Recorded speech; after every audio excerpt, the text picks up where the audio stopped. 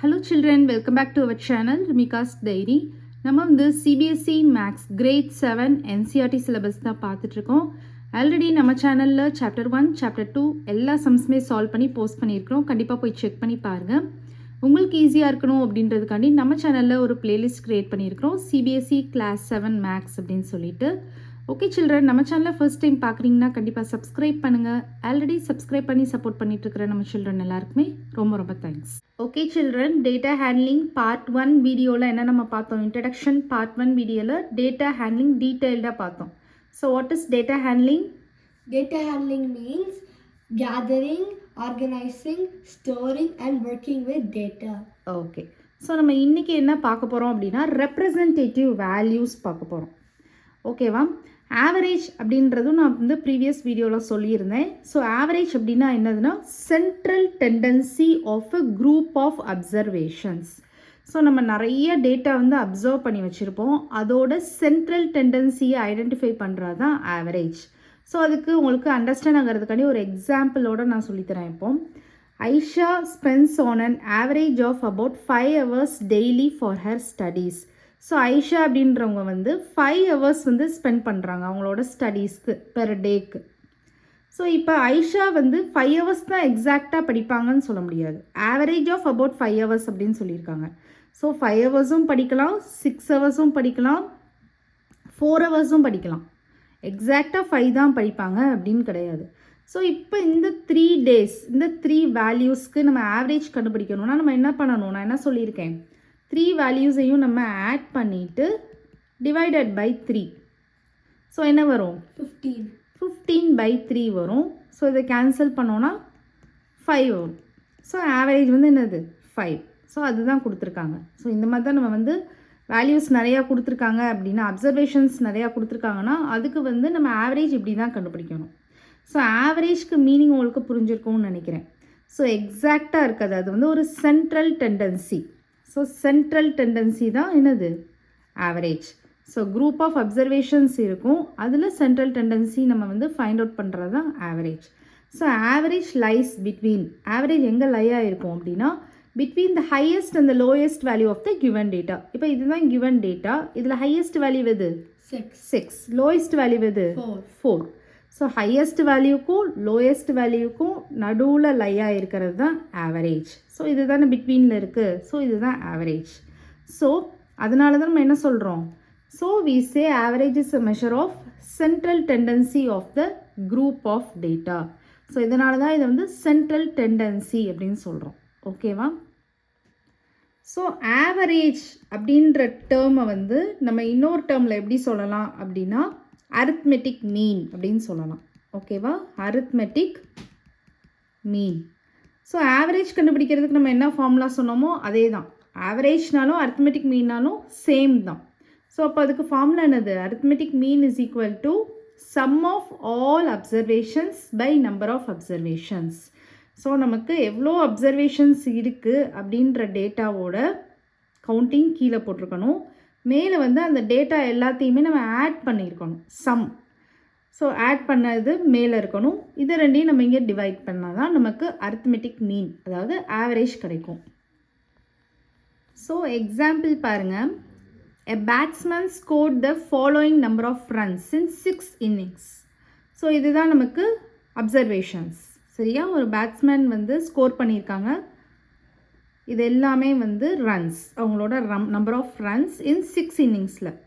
Calculate the mean runs scored by him in and inning. So நமக்கு mean கேட்டிருக்காங்க, mean runs கேட்டிருக்காங்க. So arithmetic மீனை தான் short ஃபார்மில் மீன் அப்படின்னு சொல்லியிருக்காங்க. ஸோ இதில் வந்து ஃபர்ஸ்ட் வந்து நம்ம என்ன பண்ணணும்? சம் கண்டுபிடிக்கணும். Some is equal to 36 + 35 + 50 + 46 + 60 + 55. So இது எல்லாத்தையும் நம்ம ஆட் பண்ணணும். ஆட் பண்ணோன்னா நமக்கு வந்து 282 வரும். ஓகேவா? அடிஷன் எல்லாருக்கும் தெரியும்னு நினைக்கிறேன். ஆட் பண்ணோன்னா 282 வரும். ஸோ இப்போ வந்து நம்ம நம்பர் ஆஃப் அப்சர்வேஷன்ஸ் பார்க்கணும். நம்பர் ஆஃப் அப்சர்வேஷன்ஸ் எவ்வளோ அப்சர்வேஷன்ஸ் இருக்குது? 6 இருக்குது. 1 2 3 4 5 6. ஸோ நம்பர் ஆஃப் அப்சர்வேஷன்ஸ் வந்து 6. நமக்கு வந்து மீன் கேட்டிருக்காங்க. So mean is equal to sum of observations divided by number of observations.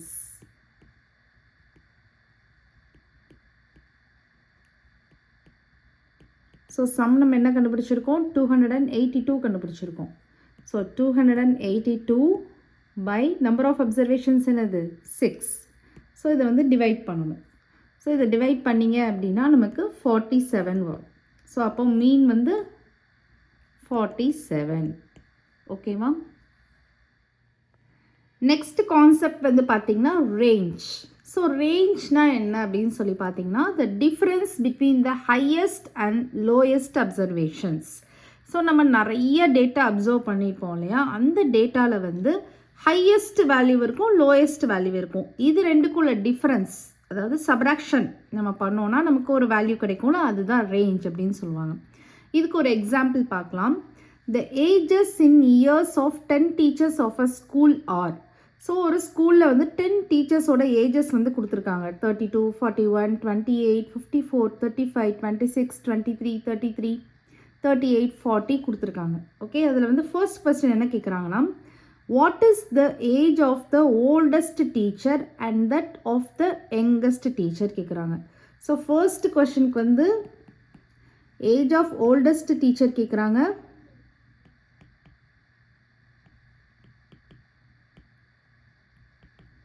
And age of youngest teacher கேட்குறாங்க.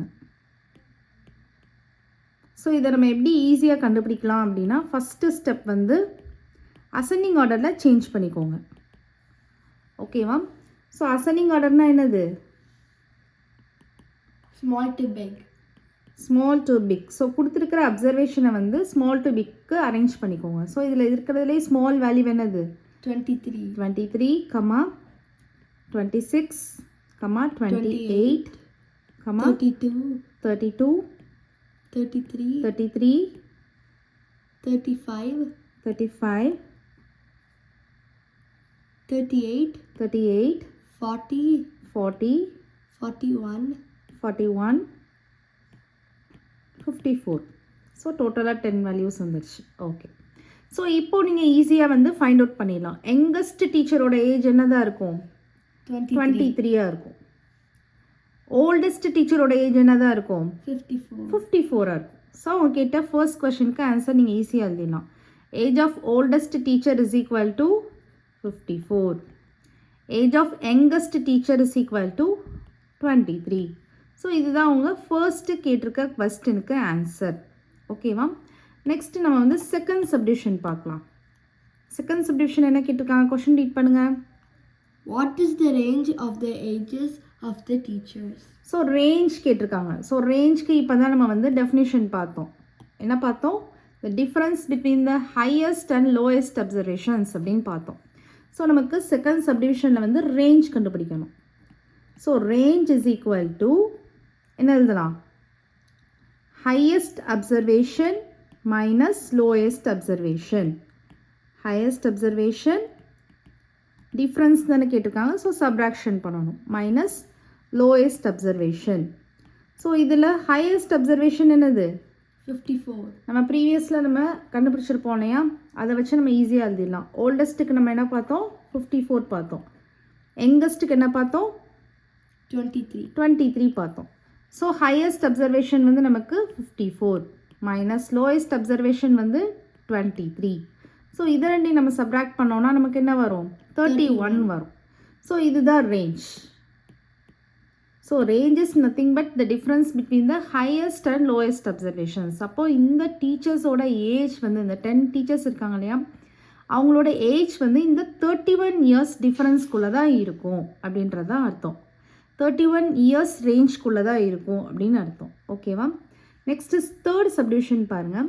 What is the mean age of these teachers. So mean அப்படின்றது நான் என்ன சொல்லியிருக்கேன், arithmetic மீனோட ஷார்ட் ஃபார்ம் தான் மீன். So நம்ம arithmetic மீன் கண்டுபிடிக்கலாம் இப்போது.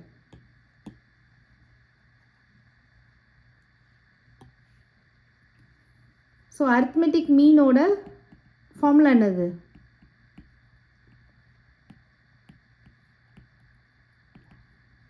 sum of observations sum of all observations divided by number of observations.